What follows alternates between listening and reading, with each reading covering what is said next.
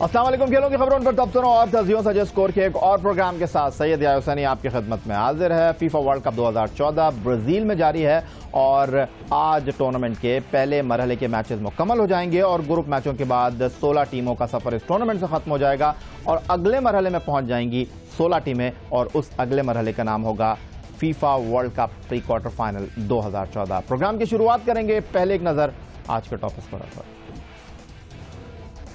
FIFA World Cup 2014 Lionel Messi की team Argentine भी आखिरी 16 में हुई शामिल।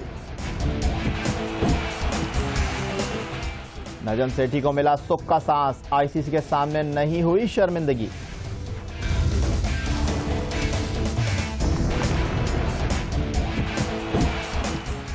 पैसा जीत गया, भारतीय बोर्ड के मुअत्तल सरबराह श्रीनिवासन आईसीसी के चेयरमैन बन गए।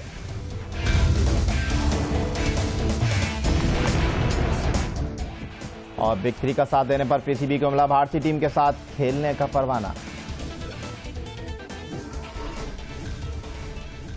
हज़रत साहब, प्रोग्राम की शुरुआत में बात करेंगे दुनिया में सबसे ज्यादा खेले जाने वाले फुटबॉल के खेल की, जिसका 20वां वर्ल्ड कप टूर्नामेंट इन दिनों ब्राजील में जारी है। ये वही ब्राजील है जो 5 बार फुटबॉल के इस सबसे बड़े आलमी खिताब का एजाज हासिल करने का एजाज रखता है। आज के इस प्रोग्राम में कुछ बात करेंगे अर्जेंटाइन की फुटबॉल टीम की, जो डियागो मैराडोना के नाम से भी मशहूर है। और अर्जेंटाइन की फुटबॉल टीम के लिए फीफा वर्ल्ड कप 2014 अभी ऑन है, क्योंकि लायनल मेसी जो कि इस टीम के स्टार फुटबॉलर हैं, उनकी उम्दा खेल की परफॉर्मेंस के सबब अर्जेंटाइन पहुंची है प्री क्वार्टर फाइनल में।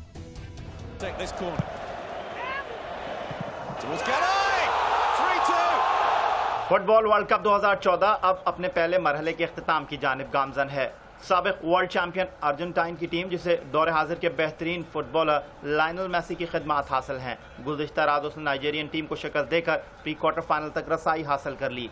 अर्जेंटाइन की इस कामयाबी में स्टार फुटबॉलर मेसी का किरदार नुमाया रहा। Messi strikes.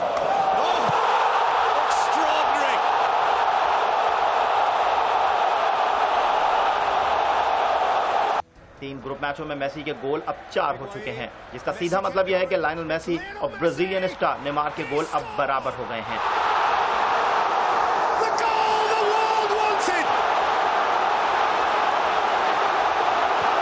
याद रहे, नेमार भी अब तक 3 वर्ल्ड कप मुकाबलों में 4 गोल बना चुके हैं।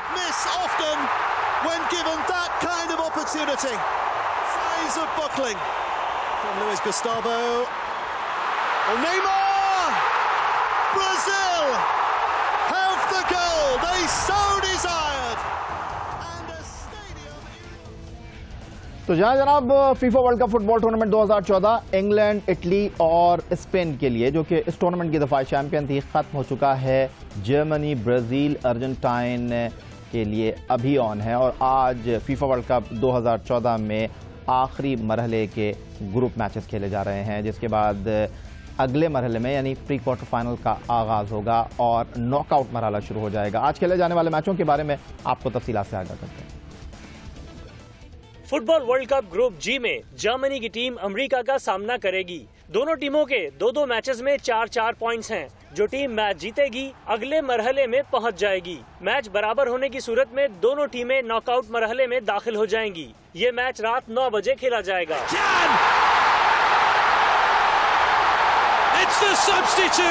इसी ग्रुप से रात 9 बजे घाना और पुर्तगाल की टीमें आमने सामने होंगी। दोनों टीमों को अगले मरहले में जाने के लिए मैच बड़े मार्जिन से जीतना होगा।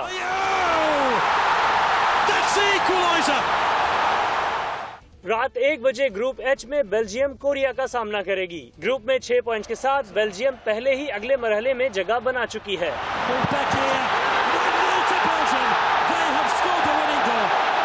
जबकि कोरिया के लिए ये मैच जीतना लाजमी होगा।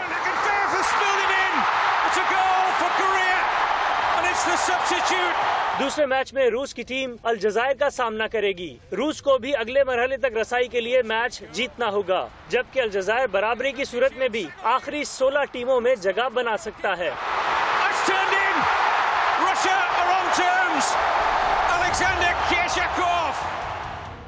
फीफा वर्ल्ड कप 2014 से जुड़ी खबरों को यहीं एक छोटा सा ब्रेक लगाएंगे, क्योंकि प्रोग्राम में वक्त हुआ है एक छोटे से ब्रेक का। और जब ब्रेक से वापस लौटेंगे तो मेलबर्न में होने वाले इंटरनेशनल क्रिकेट काउंसिल के अहम इजलास की बात करेंगे, जहां आज बिग 3 के मामले पर अहम पेशरफ्त हुई और उसके नतीजे में भारतीय क्रिकेट बोर्ड के मुअत्तल सरबराह एन श्रीनिवासन आईसीसी के नए चेयरमैन बन गए। पैसे की जीत, करप्शन के सबब मुअत्तल भारतीय बोर्ड के सरबराह बने आईसीसी के चेयरमैन।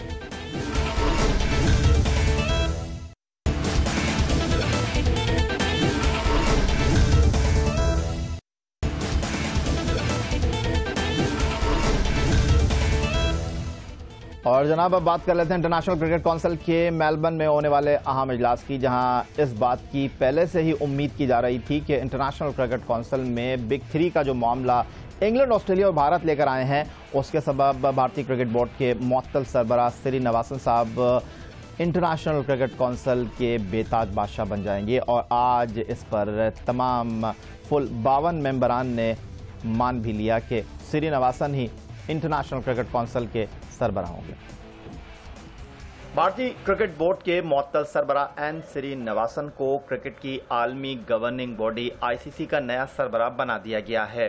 याद रहे, एन श्रीनिवासन को भारतीय सुप्रीम कोर्ट ने बीसीसीआई के सदर के ओहदे से काम करने से रोक दिया था, लेकिन अब वो आईसीसी के चेयरमैन बन गए हैं। अपना फंडा क्लियर है, 500 million in 5 years, 1 billion in 10। आपके अंदर इतनी कड़वाहट क्यों है सक्सेस को लेकर? ये बात शायद आप लोगों की समझ में कभी नहीं आई, क्योंकि पैसा ही आपका धर्म है और बाजार आपकी मोरालिटी। दुनिया से आप लोग सिर्फ लेना जानते हैं, द अल्टीमेट कंज्यूमर।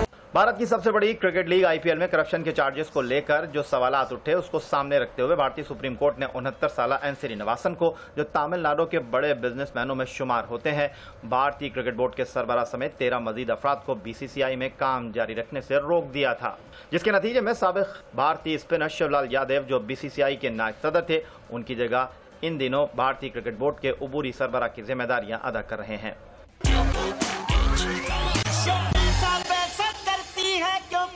पे तू मरती है, एक बात मुझे बतला दे, तू उस रब से क्यों नहीं डरती है। इंडियन प्रीमियर लीग में 2013 के करप्शन स्कैंडल में मुलविस एन श्रीनिवासन के आईसीसी के सरबराह बनने के मामले को लेकर भारत में बिहार क्रिकेट एसोसिएशन ने अदालत से रुजू किया, तो उसे जवाब मिला इंटरनेशनल क्रिकेट काउंसिल खुद मुख्तार इदारा है। श्रीनिवासन को भारतीय बोर्ड के सरबराह की हैसियत से करप्शन स्कैंडल में मुलविस होने की वजह से काम करने से तो रोका जा सकता है, आईसीसी के मामले में बोलना भारतीय सुप्रीम कोर्ट का इख्तियार नहीं। अब 2016 से आईसीसी बोर्ड, जो कि आईसीसी की बुनियादी डिसीजन मेकिंग बॉडी है, 2 साल की मुद्दत के लिए आईसीसी चेयरमैन का इंतखाब करेगी। इंटरनेशनल क्रिकेट काउंसिल के अहम इजलास के बाद पाकिस्तान क्रिकेट बोर्ड की जानिब से आज एक ईमेल मंजर-ए-आम पर आई और पाकिस्तान क्रिकेट बोर्ड ने इस इजलास को पाकिस्तान क्रिकेट के लिए खास अहम करार दिया। और क्या खास अहम बातें हैं, इस हवाले से आपको अपडेट करते हैं। पाकिस्तान क्रिकेट बोर्ड का इस बारे में कहना यह है कि 2015 से 2023 के दौरान, यानी 8 साल के अरसे में पाकिस्तान और भारत के दरमियान 6 सीरीज का मुआहिदा तय पा गया है और बाकायदा इस पर दस्तखत भी हो गए हैं। बिग 3 में इंग्लैंड, भारत और ऑस्ट्रेलिया के बाद चौथा अहम रुकन पाकिस्तान होगा। सीधा मतलब कि क्या पाकिस्तान अब बिग 4 होगा इंटरनेशनल क्रिकेट काउंसिल में? और साथ ही पाकिस्तान क्रिकेट बोर्ड की इस ईमेल में यह भी कहा गया है कि जून 2015 के बाद आईसीसी में 2 साल के लिए पाकिस्तान को सदारत भी मिलेगी। इंटरनेशनल क्रिकेट काउंसिल के मेलबर्न में होने वाले इजलास में अहम डेवलपमेंट मंजर-ए-आम पर आई हैं और इस तमाम सूरत हाल पर पाकिस्तान क्रिकेट बोर्ड के साबिक सरबराह चौधरी ज़का अशरफ लाहौर से टेलीफोन लाइन पर हमें ज्वाइन कर रहे हैं। खुशामदीद कहेंगे चौधरी ज़का अशरफ साहब आपको। और जानना ये चाहूँगा कि इंटरनेशनल क्रिकेट काउंसिल का अहम इजलास मेलबर्न में मुनक्किद होता है और 52 जो ममालिक हैं उन्होंने श्रीनिवासन को चेयरमैन बनाए जाने के हवाले से जो है वो मान लिया है। आप इस तमाम सूरत हाल को किस तरह देख रहे हैं? जी, सबसे पहले तो ये है कि जो क्रिकेट ऑस्ट्रेलिया, इंग्लैंड और इंडिया, इन्होंने वो बिग 3 का मामला जो स्टार्ट किया था, वो स्टार्ट तो किया था बेसिकली सेठी साहब के ज़माने में।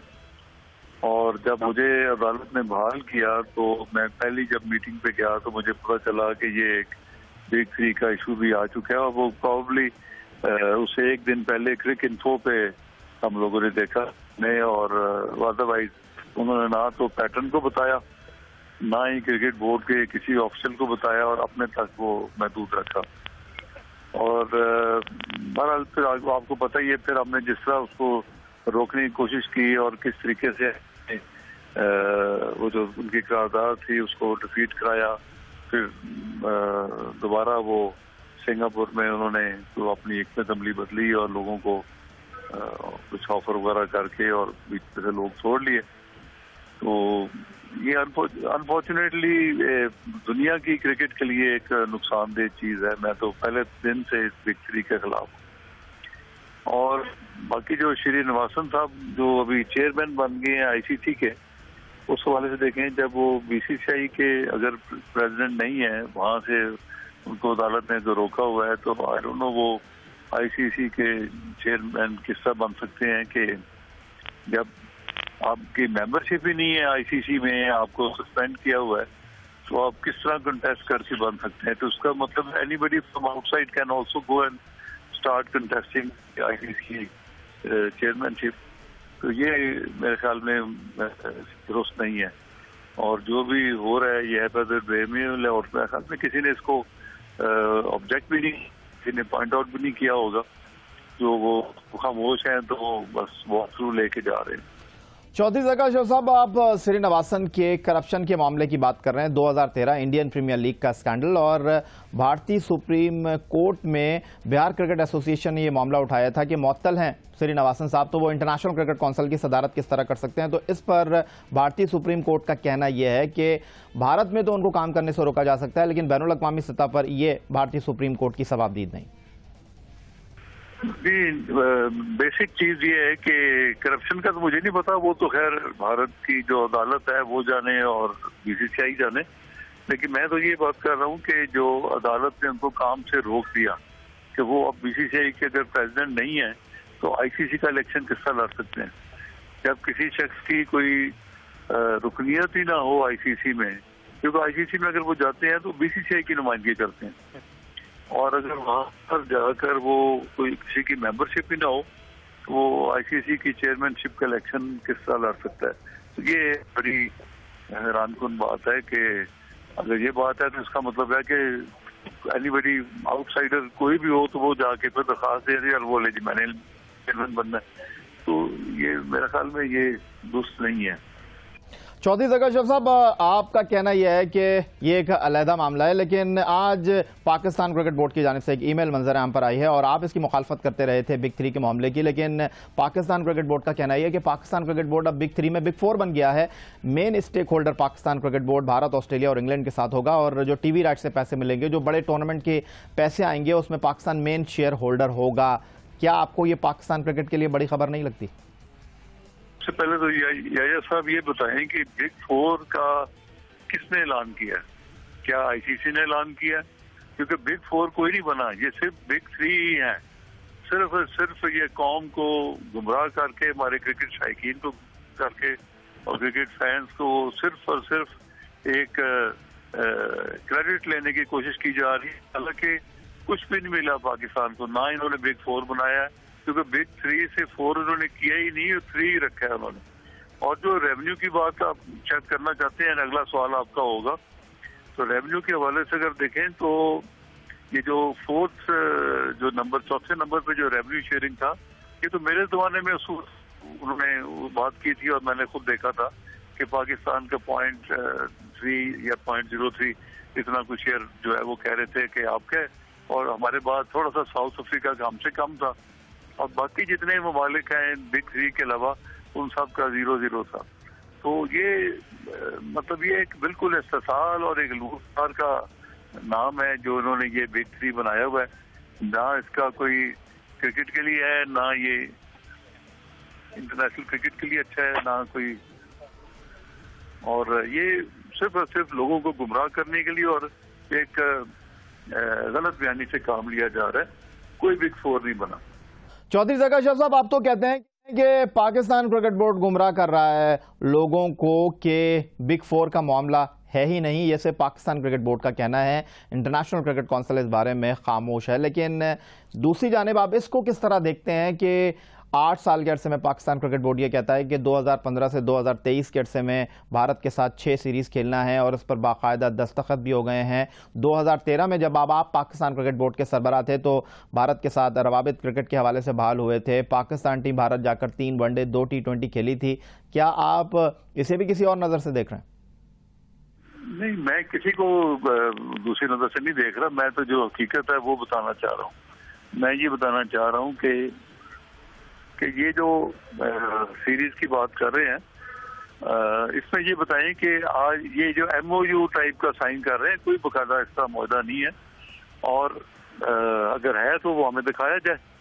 और MOU में आप देखें जी कोई ऐसी कंडीशन नहीं है, एक बाज़ाब्ता एग्रीमेंट होना चाहिए और उस पर ये लिखा होना चाहिए कि अगर भारत पाकिस्तान के साथ अपने ऑब्लिगेशंस को नहीं पूरा करता जो उसने साइन किया है, तो Pakistan should have the right to go to the International Court of Arbitration for our money.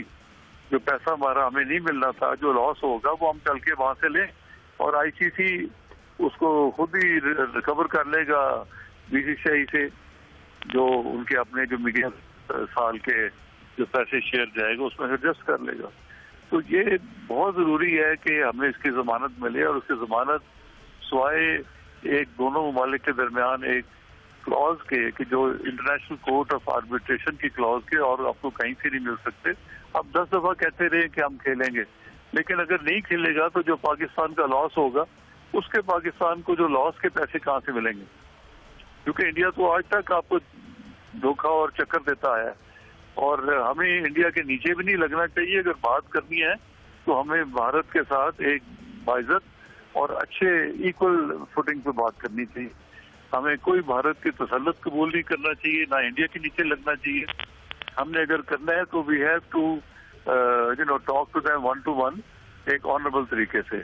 और मैंने तो इंडिया को साफ कह दिया था जब मैं गया था वहां मीटिंग के लिए, मैंने कहा था इसमें ये क्लॉज डालें, अगर आप नहीं डालते तो आप हमसे नहीं खेलना चाहते ना खेलें, बट उसकी हमें जमानत चाहिए कि जो पाकिस्तान को लॉस होगा आपके ना खेलने से वो पैसे हमें मिलने चाहिए, उसका लॉस पाकिस्तान को रिकवर होना चाहिए। चौधरी ज़का अशरफ साहब, पाकिस्तान क्रिकेट बोर्ड के साबिक सरबराह की हैसियत से आप N श्रीनिवासन जो कि मुअत्तल BCCI के सरबराह हैं, चेयरमैन इंटरनेशनल क्रिकेट काउंसिल बनने के मामले को किस तरह देखते हैं? एक साबिक सरबराह की हैसियत से पाकिस्तान के लिए आप इसे कितना फायदे का सौदा समझते हैं, पाकिस्तान के लिए इसे कितना घाटे का सौदा समझते हैं?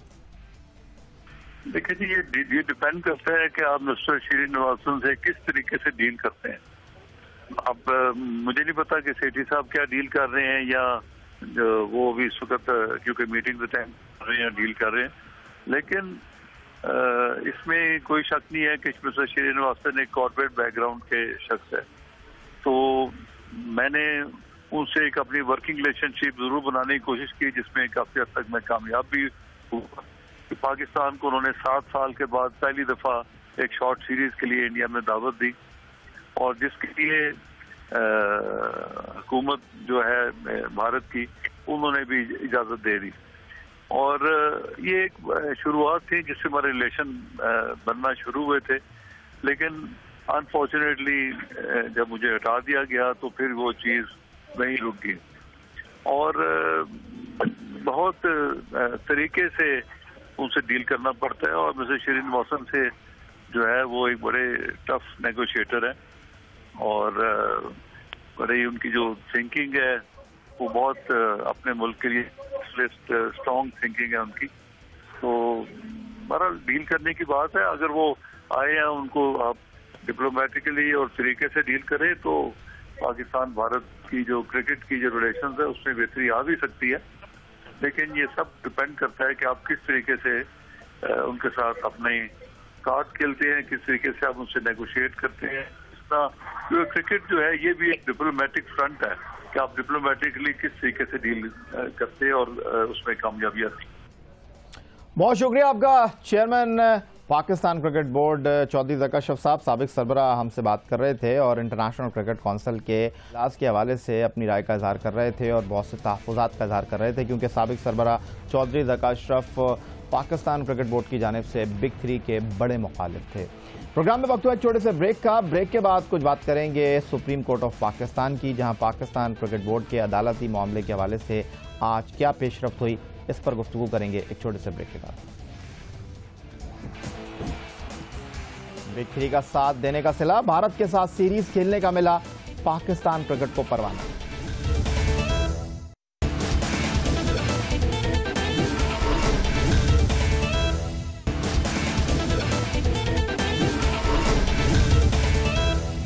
और जनाब प्रोग्राम के आखिरी हिस्से में बात करेंगे पाकिस्तान क्रिकेट बोर्ड के अदालती मामलात की। पाकिस्तान क्रिकेट बोर्ड के बहुत से अदालती मामलात हैं जो इस वक्त पाकिस्तान क्रिकेट बोर्ड के लिए मसाइल का सबब बन रहे हैं।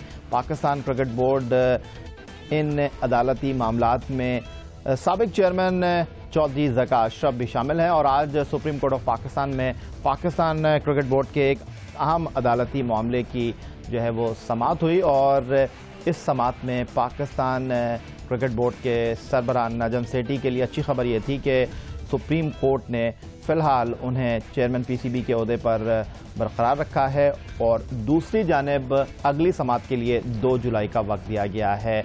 और इस बारे में कुछ इस तरह की इत्तला सामने आ रही थी कि अगर सुप्रीम कोर्ट ऑफ पाकिस्तान में आज होने वाली समाअत में नजम सेठी साहब पाकिस्तान क्रिकेट बोर्ड के सरबराह नहीं रहते तो फिर मेलबर्न में इंटरनेशनल क्रिकेट काउंसिल का जो इजलास हो रहा है उसमें पाकिस्तान की खासी जगहसाई होती, जो नहीं हुई। दूसरी जानिब पाकिस्तान क्रिकेट बोर्ड के कानूनी मुशीरों ने आज सुप्रीम कोर्ट ऑफ पाकिस्तान में पाकिस्तान क्रिकेट बोर्ड के साबिक सरबराह चौधरी ज़का अशरफ के माली मामलात के हवाले से भी जो है रिपोर्ट है वो जमा करा दिया। तो जनाब यही था आज का हमारा ये प्रोग्राम, लेकिन कल का प्रोग्राम एक बार फिर आपके लिए खास अहमियत का हामिल होगा क्योंकि फीफा वर्ल्ड कप 2014 इन दिनों जारी है और अब ये टूर्नामेंट सिमट कर अगले मरहले यानी प्री क्वार्टर फाइनल में जा रहा है। और अब से कुछ दिन पहले हमने आपके लिए खेलों की सनत का शहर कहलाने वाले सियालकोट से आपके लिए खास प्रोग्राम पेश किया था, जिसमें आपको ये बताया गया था कि फीफा वर्ल्ड कप 2014 में इस्तेमाल होने वाला ब्राज़ूका नामी फुटबॉल पाकिस्तान से बनकर गया है। तो जनाब वो प्रोग्राम आपकी पुरजोर फरमाइश पर एक बार फिर कल आपकी खिदमत में हम पेश करेंगे।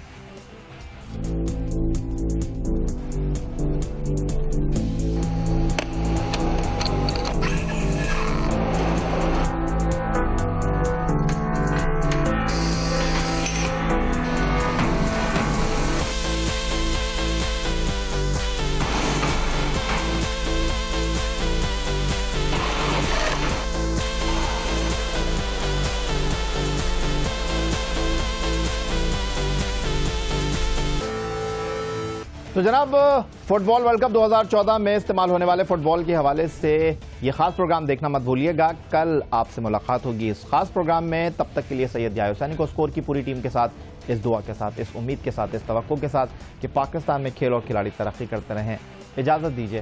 अल्लाह हाफ़िज़।